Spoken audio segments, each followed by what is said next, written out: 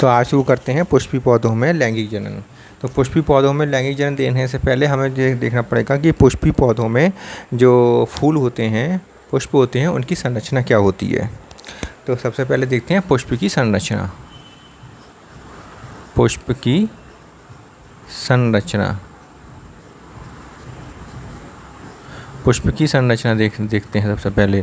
तो पुष्प की संरचना जो है, स्ट्रक्चर ऑफ फ्लावर, इसमें देखते हैं कि इसमें जो हम देखते हैं कि सबसे नीचे एक थैलेमस होता है, एक फूला हुआ भाग होता है जिसे थैलेमस कहते हैं, और एक नीचे की तरफ डंडी होती है जिसे ब्रंत कहते हैं। क्या कहते हैं? जिसे ब्रंत कहते हैं या पेडिसिल कहते हैं, जिसे ब्रंत या पेडिसिल कहते हैं। और ये थैलेमस होता है,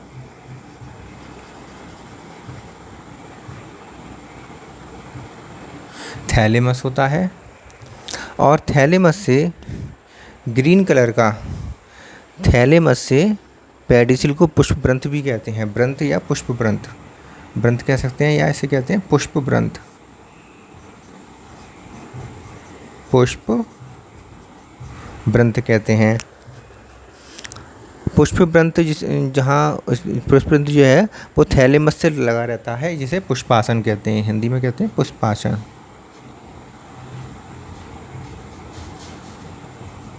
पुष्पासन, पुष्पासन कहते हैं। थैलेमस से सबसे पहले एक बाहर की तरफ एक ग्रीन रंग की, हरे रंग की पत्तियां निकली रहती हैं, जिनको ग्रीन रंग की सबसे बाहर की तरफ, जो हमने फूल देखे हैं, कली देखा, कली के सबसे बाहर की तरफ ग्रीन कलर की पत्तियां होती हैं जो पूरे फूल को ढके रहती हैं। तो ये जो ग्रीन कलर की होती हैं इन्हें कहते हैं बाह्यदल, बाह्यदल कहते हैं। और पूरे बाह्यदल में जितनी भी पंखुड़ियाँ होती हैं, ग्रीन कलर की पंखुड़ियाँ होती हैं, उन सबको मिलाकर एक चक्र बनता है जिसे हम बाह्यदल पुंज कहते हैं, बाह्यदल पुंज, बाह्यदल पुंज कहते हैं। और इसकी जो इकाई है उसे बाह्यदल कहते हैं। ठीक है। इसके बाद जो आती हैं अंदर की तरफ रंगीन पत्तियाँ आती हैं, रंगीन, लाल, पीली, हरी, कुछ भी हो सकता, लाल, पीली, नीली, गुलाबी, कुछ भी हो सकती हैं। जो रंगीन पत्तियाँ होती हैं उन्हें हम दल कहते हैं। और दल के पूरे सारे दलों को मिलाकर दल पुंज बनता है, दल पुंज बनता है। बाह्य दल को इंग्लिश में कहते हैं कैलिक्स, और दल पुंज को कहते हैं कोरोला। ठीक है। इसके बाद अंदर की तरफ जो आते हैं, अंदर की तरफ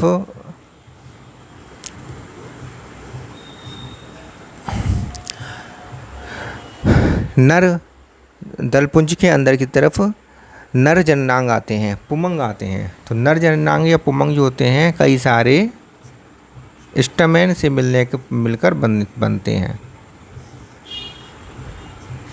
कई सारे स्टैमेन से मिलकर बने होते हैं।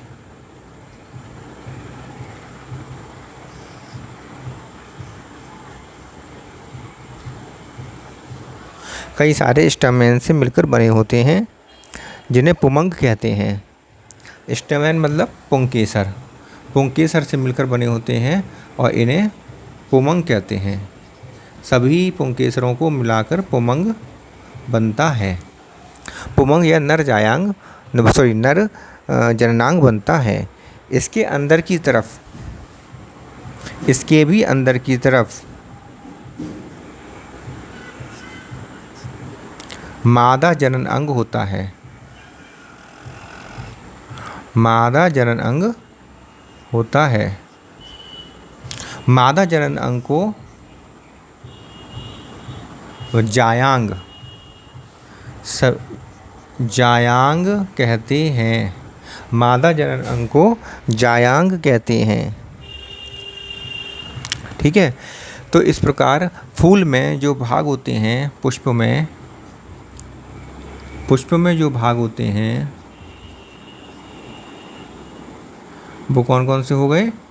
2 प्रकार के भाग होते हैं। एक तो होते हैं जो रिप्रोडक्शन में भाग नहीं लेते हैं, जनन में भाग नहीं लेते हैं, एक जो होते हैं जो जनन में भाग लेते हैं। ठीक है, तो जो जनन में भाग नहीं लेते हैं सहायक अंग, और जो जनन में भाग लेते हैं जनन अंग, रिप्रोडक्टिव पार्ट्स कहलाते हैं। सहायक अंग कौन कौन से होते हैं? सहायक अंग दो होते हैं, बाह्य दलपुंज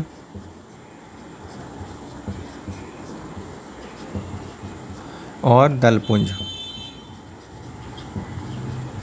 और जनन अंग जो भाग लेते हैं वो कहलाते हैं पुमंग और जायांग। बाह्यदल की जो इकाई है, बाह्यदल पुंज की इकाई है बाह्यदल, और दलपुंज की इकाई है दल। पुमंग की इकाई है एक, पुमंग जो है पूरा एक चक्र है और वो जो बना होता है पुंकेसरों से मिलकर बना होता है, पुंकेसर। और जायांग की जो इकाई है, जायांग जो बना होता है, जायांग या पिस्टल, जिसे पिस्टल कहते हैं, कार्पल भी कहते हैं, इसकी इकाई को कार्पल या पिस्टल कहते हैं। अंडप से मिलकर बना होता है, अंडप या स्त्री केसर, अंडप या स्त्री केसर, अंडप या स्त्री केसर कहते हैं।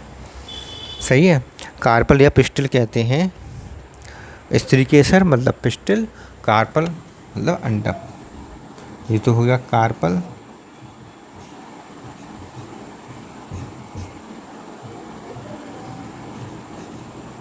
और ये हो गया पिस्टल। कार्पल या पिस्टल कहते हैं। पुंकेसर को स्टेमन कहते हैं इंग्लिश में।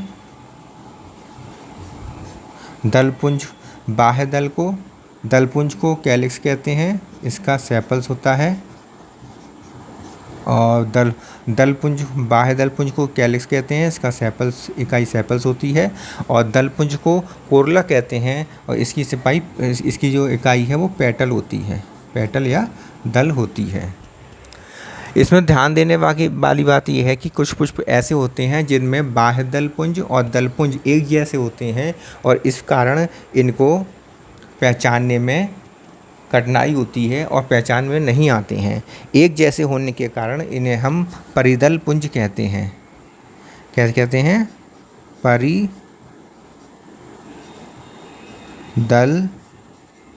पुंज कहते हैं। तो परिदल पुंज किससे मिलकर बना होता है? परिदल पुंज जो बनता है वो बाह्य दल प्लस दल दोनों से मिलकर बना होता है। बाह्य दल पुंज और दल पुंज दोनों से मिलकर बना होता है परिदल पुंज। परिदल पुंज की जो इकाई होती है उसे कहते हैं टेपल। इंग्लिश में टेपल कहते हैं, हिंदी में परिदल कहते हैं। हिंदी में क्या कहते हैं? परिदल।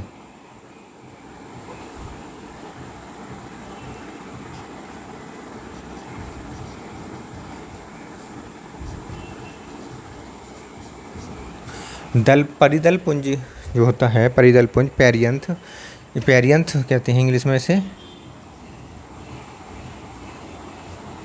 परिदल पुंज को पेरियंथ कहते हैं और परिदल पुंज जो है बाह्य दल पुंज और दल पुंज से मिलकर बना होता है और इसकी जो इकाई होती है यूनिट उसे परिदल कहते हैं, उसे परिदल कहते हैं। परिदल पुंज दो प्रकार का हो सकता है, दो प्रकार का होता है जनरली देखा जाए तो। दो प्रकार का कौन कौन सा होता है? एक तो ये या तो रंगीन होगा या तो ये कलर्ड होगा, रंगीन होगा। अगर ये रंगीन है या फिर ये रंगहीन होगा। रंगहीन मतलब ग्रीन कलर का, हरे रंग का होगा। अगर ये ग्रीन कलर वो रंगीन है, कलरफुल है तो इसे हम दलाव कहेंगे। अगर तो इसे हम दलाव कहते हैं। और दलाव की जो इंग्लिश है उसे कहते हैं पेटिलॉइड।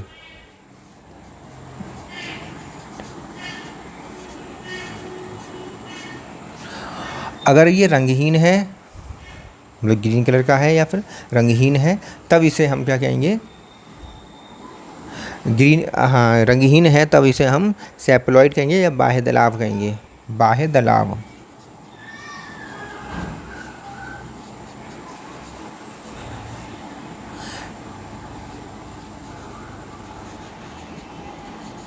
सेप्लॉइड, बाह्य दलाव या सेप्लॉइड कहते हैं। ठीक है,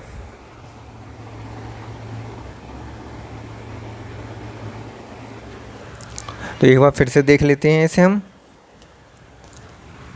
पुष्प की संरचना पढ़ रहे हैं सबसे पहले हम। पुष्प की संरचना में जो पुष्प की डंडी होती है पुष्प वृंत कहलाती है, पेडिसल कहलाती है। इसमें जो फूला हुआ भाग होता है उसे थैलेमस या पुष्पासन कहते हैं। उस पुष्पासन से लगे हुए सबसे बाहर की तरफ ग्रीन कलर के बाह्यदल पुंज होता है, जिसकी इकाई को हम बाह्यदल कहते हैं। उसके अंदर रंगीन पत्तियाँ होती हैं, जिन्हें हम रंगीन पंखुड़ियों को दलपुंज कहते हैं। इसका सम्मिलित रूप से दलपुंज कहते हैं और इनकी इकाई को दल कहते हैं। इसके अंदर नर सर्किल होता है, नर जननांग का सर्किल होता है, उसे हम पुमंग कहते हैं। और सबसे भीतर की तरफ जायांग होता है, जो कि एक मादा जननांग है। तो पुष्प के जो भाग हुए सहायक अंग और जनन अंग होते हैं। सहायक अंग में बाह्य दलपुंज और दलपुंज आते हैं, जबकि जनन अंग में पुमंग और जायांग आते हैं। बाह्य दल को इंग्लिश में कैलिक्स कहते हैं, दलपुंज को कॉर्ला कहते हैं, पुमंग को एंड्रोसियम कहते हैं और जायांग को गाइनीशियम कहते हैं। बाह्यदल पुंज की इकाई को बाह्यदल कहते हैं, दलपुंज की इकाई को दल कहते हैं, पुमंग की इकाई को पुंकेसर कहते हैं, जायांग की इकाई को अंडप या स्त्रीकेसर कहते हैं। बाह्यदल की इंग्लिश है सेपल्स, दल को हम पेटल्स कहते हैं, पुंकेसर को स्टमेन कहते हैं, अंडप या स्त्रीकेसर को कार्पल या सेपल्स कहते हैं। यदि बाह्यदल पुंज और दलपुंज में अंतर न किया जा रहा हो, स्पष्ट हो, तो फिर हम इसे परिदल पुंज कहते हैं या पैरियंथ कहते हैं। परिदल पुंज जो है बाह्यदल पुंज और दलपुंज को स्पष्ट न होने पर दोनों को सम्मिलित रूप से परिदल पुंज कहते हैं। पैरियंथ की या परिदल पुंज की इकाई है परिदल या टेपल।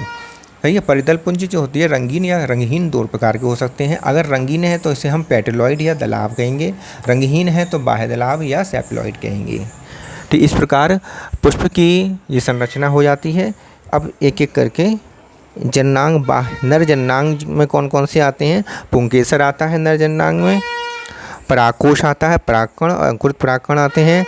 मादा जननांग में जायांग, बीजांड, भ्रूणकोश और अंडप आते हैं। ठीक है,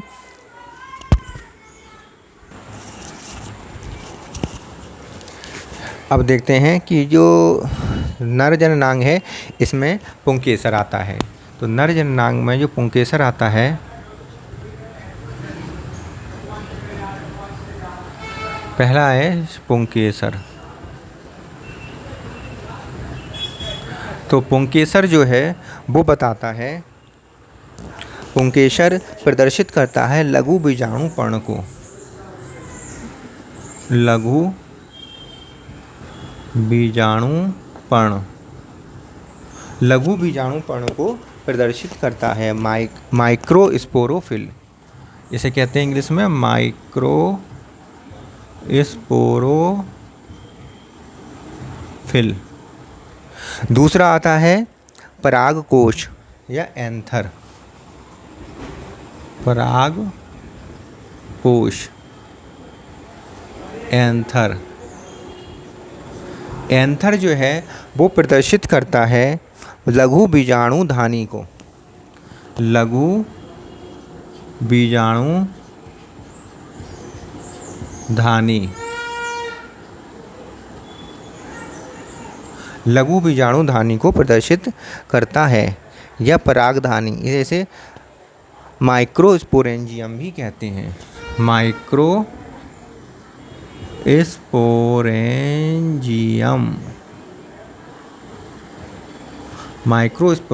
भी कहते हैं। तीसरा शब्द आता है परागकण, परागकण,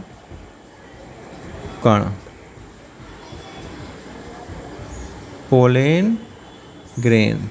पोलेन ग्रेन या परागकण जो है वो प्रदर्शित करता है लघु बीजाणु को,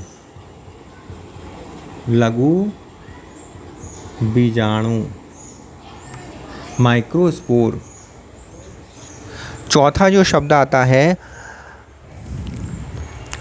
अंकुरित परागकण। अंकुरित परागकण, इन्हें कहते हैं नर युग्मकोद्भिद।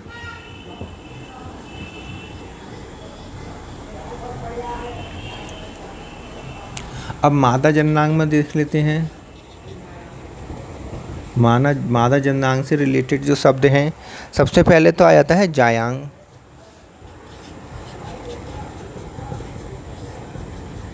जायांग को इंग्लिश में क्या कहते हैं? कार्पल या पिस्टल कहते हैं। और ये प्रदर्शित करता है गुरु बीजाणु पर्ण को।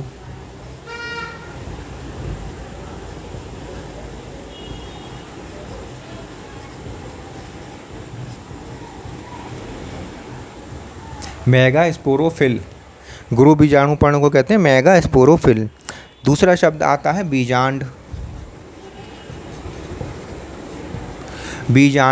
बीजांड शब्द जो है इसको इंग्लिश में कहते हैं ओव्यूल, और इसे कहते हैं गुरु बीजाणुधानी।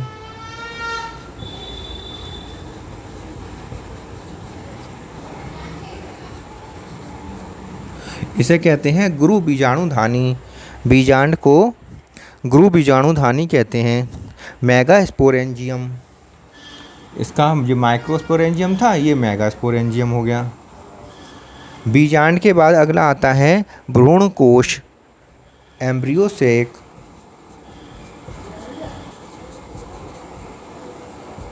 भ्रूणकोश या एम्ब्रियोसेक। एम्ब्रियोसेक जो रिप्रेजेंट करता है मादा युग्मकोद्भिद को प्रदर्शित करता है।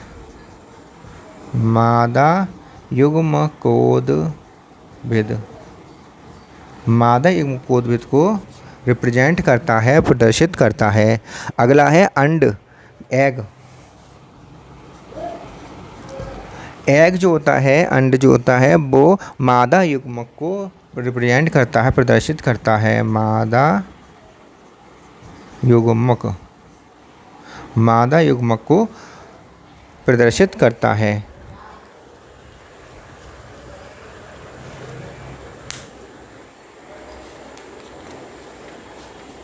अब हम एक एक करके देखेंगे। सबसे पहले पुंकेसर की संरचना देखेंगे, पुंकेसर कैसा होता है। ठीक है, तो पुंकेसर बनाते हैं।